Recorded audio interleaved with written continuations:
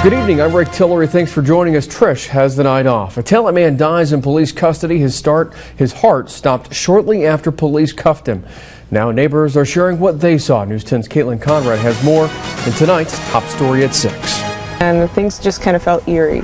Kristin Fitzpatrick lives off Wagoner Creek Road. She says Wednesday night's events are not the norm. She never expected a man to die in police custody in her neighborhood.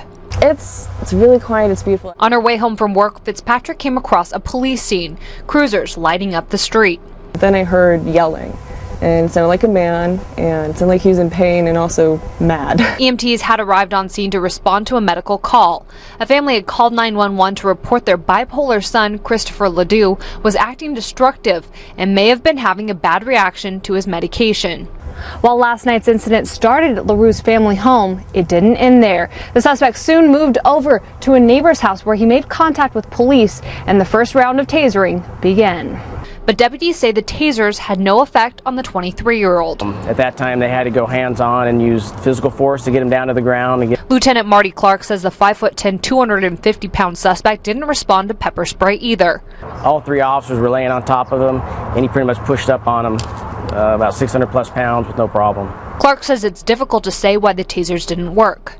It could be a number of reasons. Tasers don't have an effect. Mental illness could have that reason. If they're under the substance abuse, there's some substances that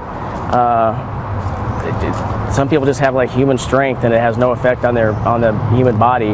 When police finally got cuffs on Ladue, his heart stopped. Neighbors say they're happy officers use tasers rather than deadly force. I do know that tasers in general are a really good way to subdue someone, and that it's very rare that there's an incident like this where somebody actually dies from it. Fitzpatrick says while she didn't know her neighbor, she feels for his family.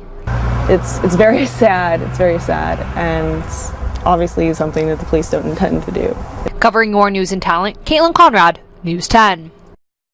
Because Jackson County Sheriff's Office, Talent Police, and Phoenix Police were all involved, Medford Police are taking the lead on this investigation. There's an autopsy scheduled tomorrow, and a toxicology report should be back in 6 weeks.